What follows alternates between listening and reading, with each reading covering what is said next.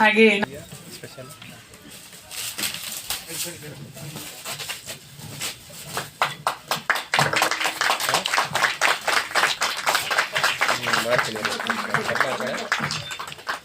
ಸಿನಿಮಾದ poster ಅನಾವರಣಗೊಂಡಿದೆ.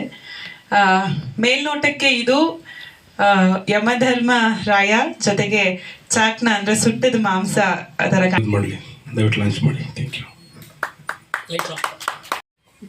RR combines ಚಾಕ್ನ ಈ ಒಂದು ಸಿನಿಮಾದ ಫಸ್ಟ್ ಲುಕ್ ಪೋಸ್ಟರ್ ಮತ್ತು ಮೋಷನ್ ಪೋಸ್ಟರ್ ಬಿಡುಗಡೆಗೆ ಈ ಒಂದು ಕಾರ್ಯಕ್ರಮಕ್ಕೆ ಬಂದಿರುವ ಎಲ್ಲ ಗಣ್ಯರಿಗೂ, ಎಲ್ಲ ಕಲಾವಿದರಿಗೂ, ಎಲ್ಲ ನನ್ನ ಆತ್ಮೀಯ ಸ್ನೇಹಿತರಿಗೂ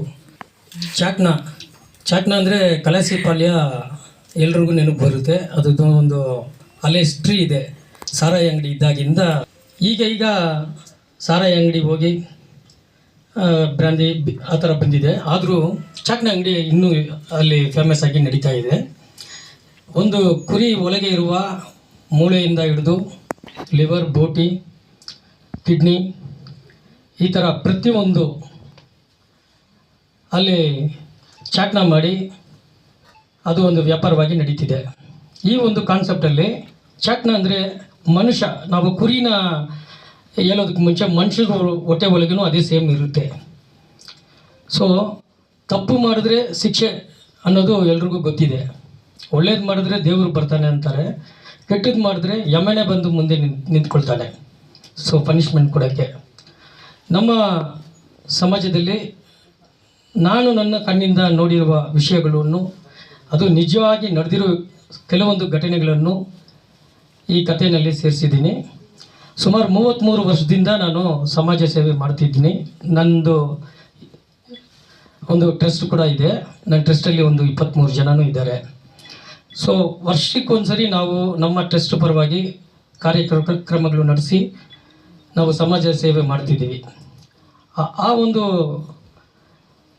ರನ್ನಿಂಗ್ನಲ್ಲಿ ಈ ಒಂದು ಸಿನಿಮಾ ಮಾಡಲೇಬೇಕು ಅಂತ ಒಂದು ಕಥೆನ ನಾನು ಚೂಸ್ ಮಾಡಿದೆ. ಇದು ರಿಯಲ್ ತಮಿಳ್ನಾಡಲ್ಲಿ ನಡೆದಿರೋ ಒಂದು ಪಾಂಡಿಚೇರಿನಲ್ಲಿ ನಡೆದಿರೋ ಒಂದು ವಿಷಯ. ಸೊ ಅದನ್ನು ನಮ್ಮ ಬ್ಯಾಂಗ್ಳೂರಿನಲ್ಲಿ ಕಣ್ಣಿಂದ ನೋಡಿರೋ ಕೆಲವೊಂದು ವಿಷಯಗಳನ್ನು ಮಿಕ್ಸ್ ಮಾಡಿ ಈ ಚಾಕ್ನ ಅಂತ ಟೈಟಲ್ ಕ್ರಿಯೇಟ್ ಮಾಡಿ ಅದಕ್ಕೆ ಸ್ಕ್ರೀನ್ ಪ್ಲೇ ಮಾಡಿದ್ದೀವಿ. ಎಲ್ಲ ಬಂದಿರುವಂಥ ಗಣ್ಯತಿಗಳಿಗೂ ಮತ್ತು ಪ್ರೆಸ್ ಮೀಡಿಯಾದವ್ರಿಗೂ ಮತ್ತು ಮೀಡಿಯಾದವ್ರಿಗೂ ನಾನು ವಂದನೆಗಳು. ನಾನು ಮೊದಲನೇದಾಗಿ ಮೇಡಮ್ ಪ್ರಿಯಾಸನ್ ಅವರಿಗೆ, ಅಂದರೆ ನನ್ನ ಅವರ ಒಡನಾಳ ಹೆಂಗಿದೆ ಅಂದರೆ ಅಣ್ಣ ತಂಗಿ ಒಡನಾಳ. ಅಂದರೆ ನಾವು ಫ್ಯಾಮಿಲಿ ಥರನೇ ಇದ್ದೀವಿ. ಇವತ್ತಿದ್ದೀನಿ ನಾನು ಅವತ್ತಿಂದ ಇವತ್ತವರೆಗೂ ಅವ್ರ ಸಿನಿಮಾ ನಾನೇ ಮಾಡಿದ್ದೀನಿ. ಬಟ್ ಇವತ್ತು ನಮ್ಮವ್ರು ಹೆಂಗಂದ್ರೆ ಏನಾದರೂ ಒಂದು ಇದಿದ್ರು ನಾವೇ ಡಿಸ್ಕಷನ್ ಮಾಡ್ತಾಯಿದ್ವಿ. ನಾನು ಎಲ್ಲೂ ಮೇಡಮ್ನ ಕರೆಯೋದು ಇಲ್ಲ. ಯಾಕಂದರೆ ಸೊ ನನಗೆ ಗೊತ್ತು ಎಲ್ಲಿ ಯಾವ ಥರ ಅವರು ಒಂದು ಇಮೇಜ್ಗೆ ಡ್ಯಾಮೇಜ್ ಆಗಬಾರ್ದು ಯಾವತ್ತೂ. ಸೊ ಅವ್ರು ಬಂದಾಗ ಒಂದು ಇದಾಗಬೇಕು ಅಂತ. ಸೊ ಹಿಂಗಿದ್ದಾಗ ಏನಾಯಿತು, ನಾನು ಒಂದು ಸಿನಿಮಾ ಕೊಡ್ಬೇಕಾದ್ರೆ ಮೇಡಮ್ಗೆ ಹೇಳ್ಬೇಕು ಅಂದರು. ಸರ್ ಯಾರನ್ನು ಕರೆಯೋಣ ಅಂತ ಸರ್ ವಿನೋದ್ ಸರ್ಗೆ ಕರೆದೆ. ಅವ್ರಿಗೆ ಹುಷಾರಿಲ್ಲ, ಅವ್ರ ಮನೆಗೆ ಹೋಗಿ ಬಂದೆ ನಾನು ನಿನ್ನೆ. ಸೊ ಅವ್ರಿಗೇನು ಹುಷಾರಿಲ್ಲ ಅಂತ ಬರೋದಿಲ್ಲ ಅಂದರೆ ಮೇಡಮ್ ಅವ್ರಿಗೆ ಆಮೇಲೆ ಹೋಗಿ ನಾನು ರಿಕ್ವೆಸ್ಟ್ ಮಾಡಿದೆ. ಇಲ್ಲ ಮೇಡಮ್, ಪ್ರೊಡ್ಯೂಸರ್ ಬಂದು ಲೇಡಿ ಪ್ರೊಡ್ಯೂಸರು, ನೀವು ಲೇಡಿ ಪ್ರೊಡ್ಯೂಸರ್ ಡೈರೆಕ್ಟ್ರು, ಸೊ ನೀವು ಬಂದರೆ ನಮ್ಮ ಇದಕ್ಕೆ ಒಂದು ಬೆಂಬಲ ಇರುತ್ತೆ ಅಂತ ಹೇಳಿದೆ. ಕೇಳ್ಕೊಳ್ಳೋ ಅವರು ಒಂದೇ ಒಂದು ಮಾತು, ಏನೋ ಕೆಲಸ ಇದೆ ನನಗೆ, ನಾನು ಬರ್ತೀನೋ ಅಂತ ಅಂದರು. ಬಟ್ ನಾನು ಕೇಳ್ಕೊಂಡೆ ಬರಲೇಬೇಕು ಅಂತ. ಅವರು ಎಲ್ಲ ಕೆಲಸ ಬಿಟ್ಟು ಸೊ ನನ್ನ ಒಂದು ಮಾತಿಗೆ ಹೋಗ್ಬಿಟ್ಟು ಇಲ್ಲಿ ಬಂದಿರೋದಕ್ಕೆ ಅವ್ರಿಗೆ ಧನ್ಯವಾದಗಳು. ಚಾಕ್ನ ಸಿನಿಮಾದ ಕತೆ ಅದನ್ನು ನಿರ್ದೇಶಕರು ಹೇಳ್ಬಿಟ್ರು ಶಾರ್ಟ್ ಮೂವಿ ಮಾಡ್ಬೇಕಂತ. ಸೊ ಅದಕ್ಕೆ ನನ್ನ ಹತ್ರನೇ ಬಂದಿದ್ರು, ಶಾರ್ಟ್ ಮೂವಿ ಮಾಡಬೇಕು, ಡಿಸ್ಕಷನ್ ಮಾಡಿದೆ, ಎಲ್ಲ ಓಕೆ, ಎಲ್ಲ ಆಗಿತ್ತು, ಫೈನಲ್ ಆಗಿತ್ತು. ಸೊ ಏನೋ ಸ್ವಲ್ಪ ಅಡೆತಡೆಗಳಿಂದ ಅದು ಆಗಿಲ್ಲ. ಸೊ ನಾನು ಅದನ್ನ ಬಿಟ್ಬಿಟ್ಟಿದ್ದೆ. ಮತ್ತೆ ಬಂದರು, ಸಿನಿಮಾ ಮಾಡ್ತೀನಿ ಅಂದರು. ನಾನು ಅವ್ರಿಗೆ ಬೈದೆ. ಅವತ್ತು ಶಾರ್ಟ್ ಮೂವಿ ಅಂತ ಬಂದಿದ್ದು, ಸಿನಿಮಾ ಮಾಡೋಂತ ಬರ್ತಿದ್ರ ಪಳ್ಳಿ. ಯೋಚನೆ ಮಾಡಿ, ಒಂದು ಸಿನಿಮಾ ಮಾಡೋದು ಅಷ್ಟು ಈಸಿ ಅಲ್ಲ. ಸಿನಿಮಾ ಅನ್ನೋದು ಮನೆ ಕಟ್ಟೋದಕ್ಕಿಂತ ತುಂಬ ಕಷ್ಟ.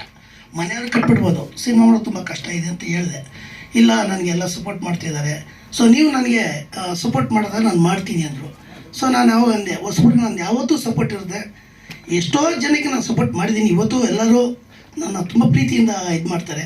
ಸೊ ನಾನು ನನ್ನ ಪ್ರೀತಿಯಿಂದ ನಿನಗೆ ನಾನು ಸಪೋರ್ಟ್ ಮಾಡ್ತೀನಿ, ನೀವು ಮಾಡಿ ಅಂತ ಹೇಳಿದ ಮೇಲೆ ಪ್ರೊಡ್ಯೂಸರ್ಗೆ ಕೇಳಿದೆ, ಯಾರೋ ಪ್ರೊಡ್ಯೂಸರು ಅಂದೆ. ಸೊ ನಮ್ಮ ಮಿಸ್ಸಸ್ಸೇ ಪ್ರೊಡ್ಯೂಸರ್ ಅಂದರು. ಅವರು ಬಂದು ನನ್ನ ಹತ್ರ ಮಾತಾಡಿದ್ರು. ಸೊ ಈ ಥರ ಸ್ವಲ್ಪ ಫೈನಾನ್ಷಿಯಲ್ ಪ್ರಾಬ್ಲಮ್ ಇದೆ, ಬಟ್ ಆದರೆ ಮಾಡೇ ಮಾಡ್ತೀವಿ, ಏನೋ ಮನೇಲಿ ಇರೋದು ಅಡಮಾನ ಮಡಿಯೋರು ಮಾಡ್ತೀನಿ ಅಂದರು. ಸೊ ನಂಗೆ ತುಂಬ ಫೀಲ್ ಆಯಿತು. ಸೊ ಅವ್ರಿಗೆ ಹೇಳಿದೆ, ಓಕೆ ಅಮ್ಮ ನಾನು ಮಾಡಿಕೊಡ್ತೀನಿ, ಏನು ಟೆನ್ಷನ್ ತೊಗೊಬೇಡಿ, ನಮ್ಮ ಯಜಮಾನ್ರ ಕನಸು ನಾನು ಅನ್ಸ್ ಮಾಡ್ತೀನಿ ಅಂತ ಮಾತು ಕೊಟ್ಟಿದ್ದೀನಿ ಅವ್ರಿಗೆ. ಸೊ ಆ ಮಾತನ್ನ ಉಳಿಸ್ಕೊತೀನಿ. ಸಿನಿಮಾದಲ್ಲಿ ತುಂಬ ನಮ್ಮ ವಾಸನೆ ಹೇಳ್ದಂಗೆ ವೈಲೆನ್ಸ್ ಇದೆ, ಬಟ್ ಆ ವೈಲೆನ್ಸ್ ಅದೇ ಥರ ಮಾಡ್ತೀವಿ. ಯಾಕಂದರೆ ನ್ಯಾಚುರಲ್ ಕಾನ್ಸೆಪ್ಟು, ನ್ಯಾಚುರಲ್ ಕಥೆ ಆದೋದ್ರಿಂದ ಸೊ ಅದಕ್ಕೆ ಅದೇ ಮಾಡ್ಬೇಕು. ಅದು ಬಿಟ್ಟು ನಾನು ಸಿನಿಮ್ಯಾಟಿಕಲ್ ಮಾಡಿದೆ ಅದು ಚೆನ್ನಾಗಿ ಕಾಣಲ್ಲ, ಬಟ್ ಅದನ್ನ ನಾನು ಮಾಡಿ ತೋರಿಸ್ತೀನಿ. ಬಟ್ ನಾನು ಯಾವತ್ತೂ ಅವ್ರಿಗೆ ಬೆನ್ನೆಲುಬಾಗಿರ್ತೀನಿ. ಸೊ ನನ್ನ ಮಾತಿಗೆ ಎಲ್ಲರೂ ನನ್ನ ಸ್ನೇಹಿತರು, ನನ್ನ ಅಣ್ಣ ತಮ್ಮ ಬಂದಿರೋದಕ್ಕೆ ನಾನು 2 ಮಾತನ್ನು ಮುಗಿಸ್ತೀನಿ. ಸಿನಿಮಾ ಮಾಡಿದ್ಮೇಲೆ ರಿಲೀಸ್ ಮಾಡೋದಿದೆಯಲ್ಲ ಇನ್ನೂ ಕಷ್ಟ ಅದು. ಯಾಕೆಂದರೆ ನನಗೆ ಅನುಭವ ಆಯಿತು. 45 ವರ್ಷ ನಾನು ಸಿನಿಮಾ ಇಂಡಸ್ಟ್ರಿನಲ್ಲಿದ್ದು ಆ್ಯಕ್ಟ್ ಮಾಡ್ತಾ ಇದ್ದವನು, ಡೈರೆಕ್ಷನ್ಗೆ ಹೋದೆ, ಪ್ರೊಡಕ್ಷನ್ ಮಾಡಿದೆ. ಆಗ ಗೊತ್ತಾಯಿತು ಎಷ್ಟು ಕಷ್ಟ ಇದೆ ಇದು ಅನ್ನೋದು. ಯಾಕೆಂದರೆ ನಾವೆಲ್ಲ ಆ್ಯಕ್ಟ್ ಮಾಡ್ಬೇಕಾದ್ರೆ ಹೋಗೋದು ಆ್ಯಕ್ಟ್ ಮಾಡಿ ಒಂದು ದುಡ್ಡೇ ಕೊಡಲಿಲ್ರಿ, ಏನು ನಾಳೆ ಅಂತಾರೆ, ಇವೆಲ್ಲ ಅಂತ ಇದ್ವಿ. ನಾನೇ ಒಬ್ಬ ಪ್ರೊಡ್ಯೂಸರ್ ಆದಾಗ ಅದು ಏನೇನು ತಾಪತ್ರಯಗಳಿರುತ್ತೆ ಅನ್ನೋದು ನನಗೆ ಅರ್ಥ ಆಯಿತು. ಇದೆಲ್ಲದಕ್ಕಿಂತ ಖುಷಿಯಾದ್ದೇನು ಅಂತ ಹೇಳಿದ್ರೆ, ಇವತ್ತು ಪ್ರೆಸ್ ಮೀಟಲ್ಲಿ ನಾನು ಟೀಸರ್ ನೋಡಿದೆ, ಭಾಳ ಖುಷಿ ಆಯಿತು. ಅವ್ರದ್ದು ಕಾನ್ಸೆಪ್ಟ್ ತುಂಬ ಚೆನ್ನಾಗಿದೆ. ಆಮೇಲೆ ಎರಡನೇದೇನು ಅಂತ ಹೇಳಿದ್ರೆ, ಇವರು ಹೇಳಿದ್ರಲ್ಲ ಈ ಬೆಂಕಿ ಒಳಗಡೆಯಿಂದ ಇದು ಬರೋದು ಅಂತ, ಅದೇನು ಅಂತ ಹೇಳಿದ್ರೆ ಒಡಲಾಡ, ಹೊಟ್ಟೆ ಒಳಗಿಂದ ಬಂದಿರೋ ಸಂಕಟ, ಹೊಟ್ಟೆ ಒಳಗಡೆಯಿಂದ ಬರೋ ಸಂಕಟ, ಆ ಸುಡುತ್ತಲ್ಲ ಅದು. ನಾನು ಅಪರಾಧಿ, ನಾನು ಅಪರಾಧ ಮಾಡಿದ್ದೀನೋ ಇಲ್ವೋ, ಅದು ನಮ್ಮ ಆತ್ಮಕ್ಕೆ ಗೊತ್ತಾಗುತ್ತದು. ಈ ಕತೆ ಇವರು ಹೇಳಿದ ಪ್ರಕಾರ ತುಂಬ ಚೆನ್ನಾಗಿದೆ. ವೇದಿಕೆ ಮೇಲವರು ಇರೋರಿಗೆಲ್ರಿಗೂ ನಮಸ್ಕಾರ, ಮೀಡಿಯಾದವ್ರಿಗೆ ನಮಸ್ಕಾರ. ನಂದು ಇದು ಹೀರೋಯಿನ್ ಆಗಿ ಮೊದಲನೇ ಮೂವಿ ಮಾಡ್ತಾ ಇರೋದು. ನನಗೆ ಅವಕಾಶ ಕೊಟ್ಟಂಥ ಮಾಸ್ಟರ್ಗೆ ನಾನು ಧನ್ಯವಾದ ಹೇಳ್ತೀನಿ. ಮತ್ತು ಪಳನಿ ಸರ್ಗೆ ತುಂಬ ಥ್ಯಾಂಕ್ಸ್ ಹೇಳಕ್ಕೆ ಇಷ್ಟಪಡ್ತೀನಿ. ನಾನು ತುಂಬ ಸಿನಿಮಾ ಮಾಡಿದ್ದೀನಿ, 4-5 ಸಿನಿಮಾ ಮಾಡಿದ್ದೀನಿ. ಇದರಲ್ಲಿ ಏನೋ ಡಿಫ್ರೆಂಟ್ ಆಗಿದೆ ಅಂತ ನಾನು ಆಯ್ಕೆ ಮಾಡಿರೋದ್ರಿಂದ ಎಲ್ಲರೂ ಸಪೋರ್ಟ್ ಮಾಡಬೇಕು. ಹೊಸಬರಿಗೆ ನೀವು ಅವಕಾಶ ಕೊಡಬೇಕು. ಮತ್ತು ನಮ್ಮ ಡೈರೆಕ್ಟರು ಓಕೆ ಎಲ್ಲ ಕತೆ ಹೇಳಿದ್ದಾರೆ, ಏನೋ ಡಿಫ್ರೆಂಟ್ ಆಗಿದೆ, ಟ್ರೈ ಮಾಡೋಣ ಅಂತ ಮಾಡ್ತಾ ಇದ್ದೀವಿ.